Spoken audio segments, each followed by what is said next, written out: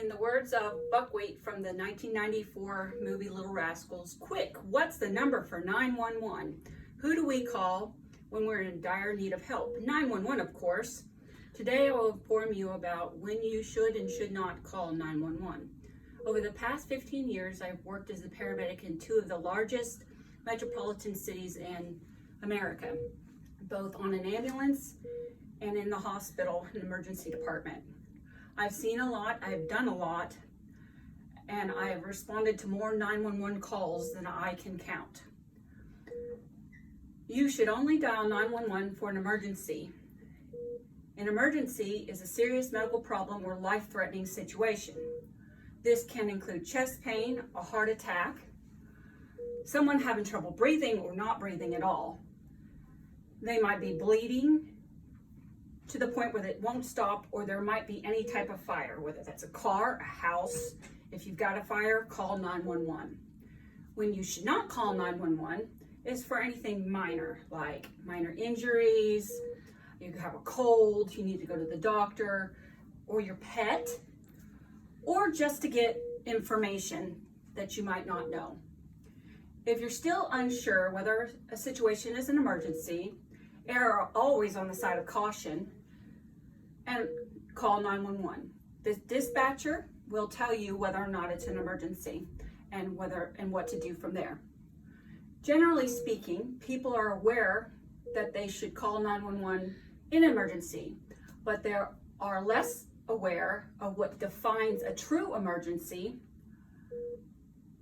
and what circumstances that might encompass. The result is that many requests to 911 do not involve true emergencies, which of course overloads the 911 system with non-emergency calls. When dispatchers get flooded with calls that are not critical, someone actually experiencing emergency might not get the care they need. Understanding what a true emergency and a true medical emergency is, along with when you should call 911, can be confusing. A true emergency is defined as a situation in which a reasonably prudent person, like somebody who doesn't have medical knowledge, would determine that somebody needs help now. A medical emergency is defined as a medical or behavioral situation which is sudden and very severe. This can include severe chest pain, severe bleeding, severe trouble breathing, anything like that. It can be anything that can place a person and their life or limb in serious jeopardy. There are many reasons when a situation may not require 911. According to 911.gov, situations that require immediate assistance from the police, fire department, or ambulance, in which 911 should be immediately called, are, like we talked about, serious medical problems, chest pain, heart attack, cardiac arrest. Now that you have a better understanding of what true emergencies are and when you should call 911, let's talk about when you should not call 911. Just like knowing what a true emergency and a true medical emergency is, along with when you should call, it's equally important to understand what are not true emergencies and when it's not necessarily vital to call 911. Some of these situations include directory assistance, minor crimes, when it's happened a while ago, the perpetrator's not there, minor car accidents when nobody's injured, or false reasons like prank calls or calling for directory assistance. When it comes to what is not a true medical emergency, it can become confusing. Some things are obvious, but others not so much. A minor illness and injury, although you may not be feeling good, it's better if you go to your primary care and not necessarily the emergency room. Treatment for minor cuts and abrasions, you can use soap and water, but doesn't necessarily need an emergency room. This can all be taken care of quicker at home or in a situation like an urgent care.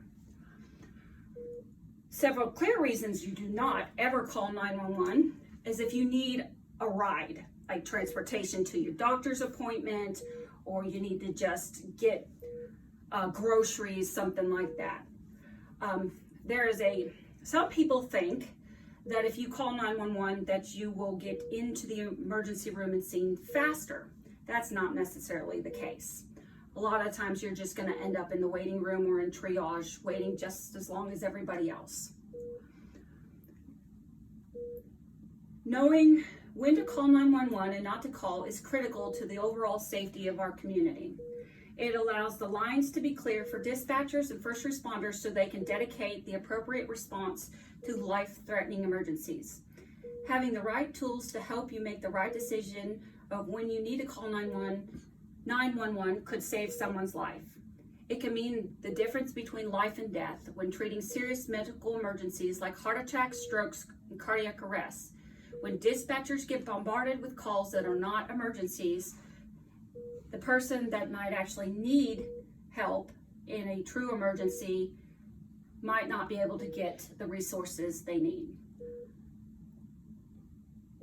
It is critical to the safety of the community to know exactly when you should call. One of your most powerful tools is your own powers of observation. Most of us know when a situation is dangerous or if somebody's life is in jeopardy. If your instinct and intuition tells you it's serious, call 911 or go to your nearest emergency room. If you're unsure what to do, it is always better to call 911. One call can help bring life-saving resources to an emergency virtually anywhere, in any city, in any state in this country.